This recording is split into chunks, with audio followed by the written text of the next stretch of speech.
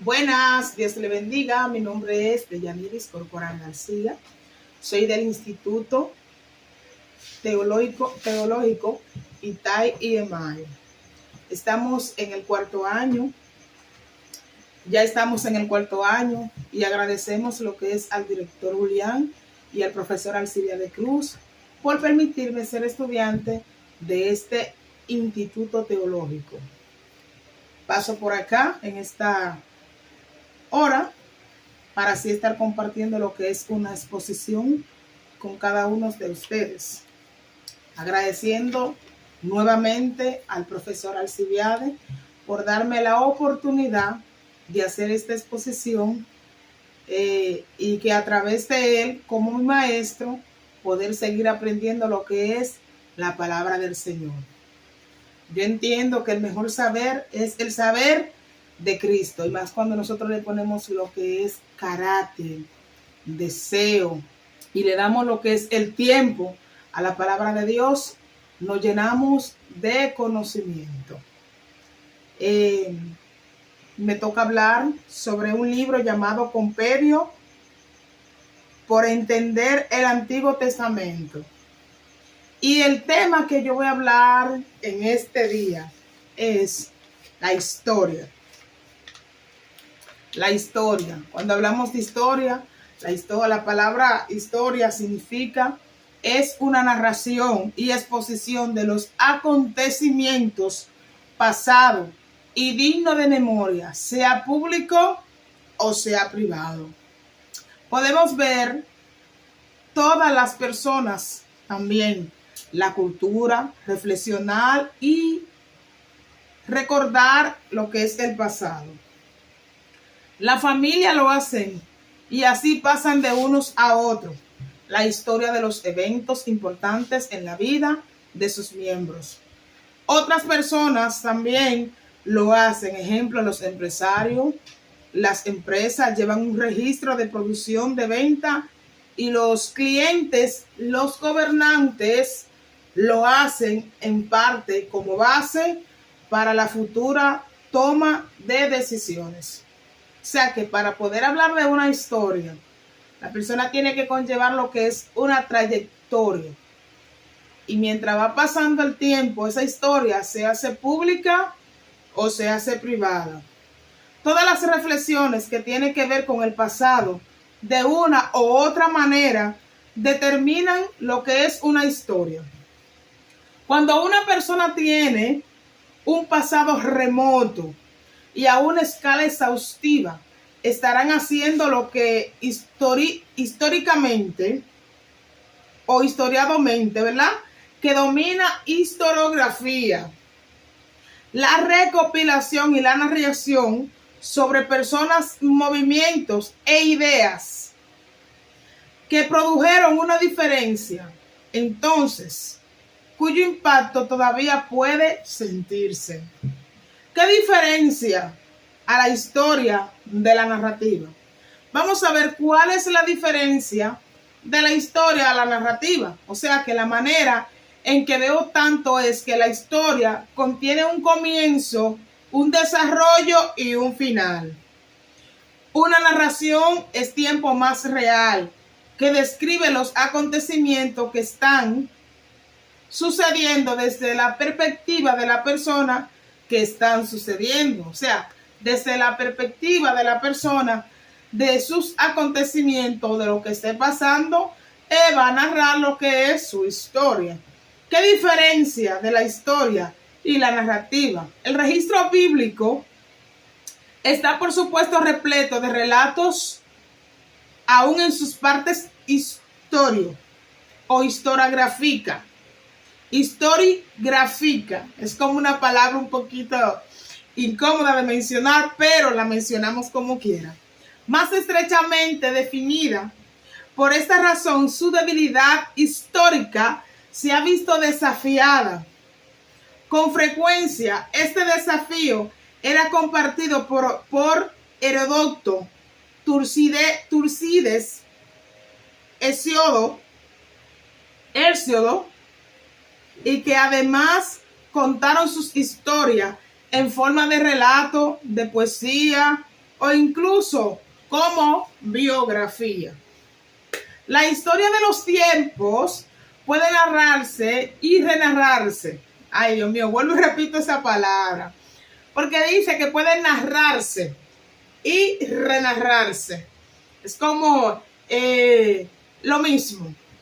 De manera que debido a que son vividas y variadas, se comprenden, asimilan con más facilidades. Sabemos que cuando van pasando los tiempos, mientras las cosas van cambiando, mucho más nosotros vamos entendiendo las cosas. El Antiguo Testamento es el ejemplo mayor y más antiguo, con un registro histórico que se conoce y ama en gran parte debido a sus mensajes que resultan interesantes e históricamente increíbles, o mejor dicho, creíbles. Porque allí se van a narrar historias, que son historias bíblicas. Allí tú vas a ver algunas diferencias, ¿verdad? Muchas cosas que hicieron muchos hombres de Dios, muchas cosas que pasaron, lo que fue en el Antiguo Testamento. Y allí cuando tú comienzas a estudiar y a leer, tú vas mirando que todos los acontecimientos, dice, creíble, porque fueron cosas que pasaron. Que entonces lo que hace de la historia un género que se puede distinguir de la narrativa. Los libros de Samuel y Reyes son historia de Israel. Samuel y Reyes como historia no dejan dudar acerca de si un rey importante fue malvado, sabio, detestable o obediente. O sea que no hay duda. En lo que está escrito del Antiguo Testamento, no hay duda. Y te está dando la formalidad, o mejor dicho, la importancia del rey que fue malvado, el que fue sabio y el que fue obediente. ¿Cómo funciona la historia? Como el género histórico aparece en muchos sitios del Antiguo Testamento, aquella parte siempre ha sido considerada historiográficas. Y en un sentido estricto, Samuel, Reyes y Crónicas, un análisis de estos relatos históricos revelan ideas importantes de una historia bíblica.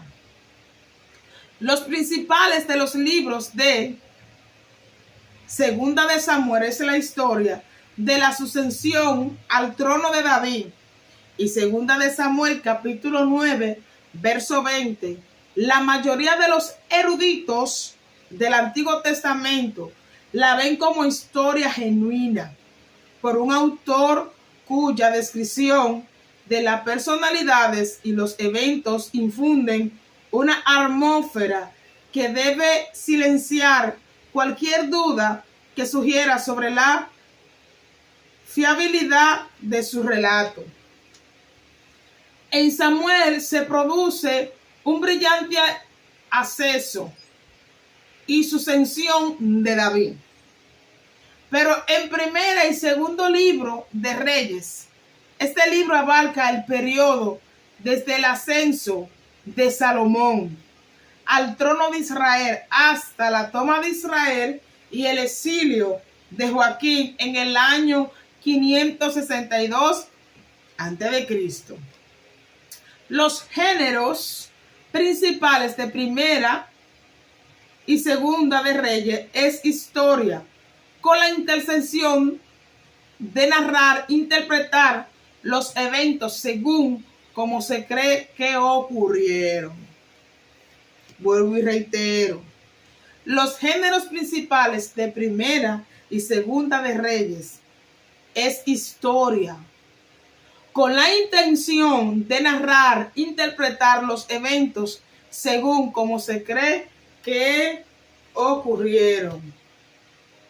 En esta cita bíblica veremos lo que son actividades constructivas de cosas que pasaron, sucedieron en ese tiempo de la antigüedad. Primeramente las hazañas militares, que está la actividades constructivas, que está en Primera de Reyes, capítulo 6 al 2, está en el 36 al 7 y está también hasta el capítulo 12. Y las hazañas de los militares está en el capítulo 14 hasta el 24 y del 24 al capítulo 26. Listas reales administrativas está en Primera de Reyes capítulo 4, verso 2 al capítulo 6. Conspiración al trono está en el capítulo 15, verso 27 hasta el capítulo 30.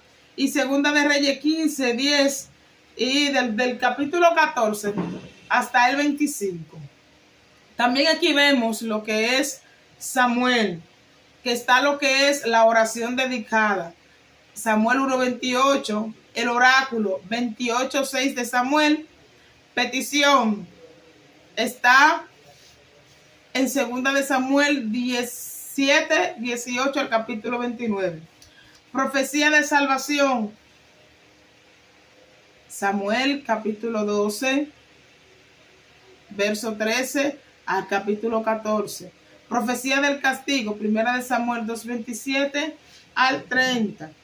La narración o relato ocupa un sitio importante en la literatura de Primera y Segunda de Reyes y se concentra principalmente en los profetas. Primera de Reyes 21 hasta el capítulo 34, 21, 1 hasta el capítulo 29, 22, 1 al capítulo 38. O sea, que nosotros vamos a ir, mientras vayamos lo que es leyendo la palabra del Señor, nos vamos a ir dando cuenta sobre esta narrativa de estos relatos, de estos acontecimientos que acontecieron en la antigüedad. Y vamos a ver la veracidad de cada uno de ellos.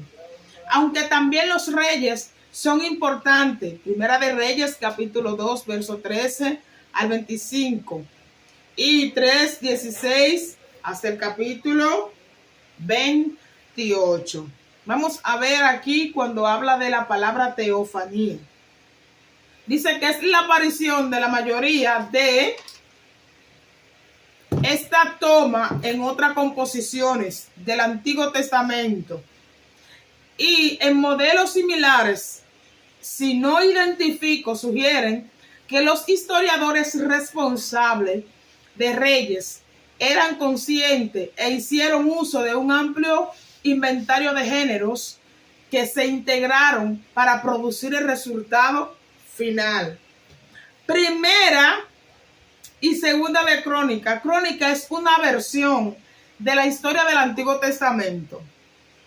Otra muestra de ver en terrenos ya cubierto en especial por Samuel y Reyes. Crónica, sinópticos de estos libros en su mayoría, que son paralelos en algunas cuestiones y suplementario a una sustracción en otros aspectos. Se adiciona otros material que de manera breve relata la historia de Judá, desde el exilio hasta el edicto de Ciro. El último evento fechado del libro fue en el año 539 a.C. Podemos ver también la cuestión de la relación del cronista. Esto es de anónimo o compilado del material de toda diversa fuente. No podemos tratarlo aquí. La tradición canónica que ubica Crónica al final de la colección sagrada hace presumir que Samuel, Reyes, se escribieron antes de Crónicas. La mayoría de los literarios consideran a Crónica como historia, aunque en el sentido sugerido por el título del libro, no se trata de una colección. No se trata de una colección de crónicas, según la definición del término, sino que según el mismo sentido del título, en hebreo, en un libro de los anales, Dibre, es Hayán. Hayán. que quiere decir libros de los días. Esto es lo que significa en el término hebreo. Es un libro de los anales libre, que es Hayán, libre de los días. Es única la historia en el Antiguo Testamento. Es única la historia en el Antiguo Testamento. Hay palabras aquí que son palabras de preguntas. De preguntas que si uno le preguntaría a las personas, ¿es única la historia en el Antiguo Testamento? Pero ¿cómo la persona podría dar esta respuesta si no estudia? Si estudiamos y nos preguntan esto, podemos dar la respuesta correcta. Vamos a ver qué nos dice. Heródoto, el escritor griego, al que por lo general se denomina como el padre de la historia, vivió 500 años después de Samuel.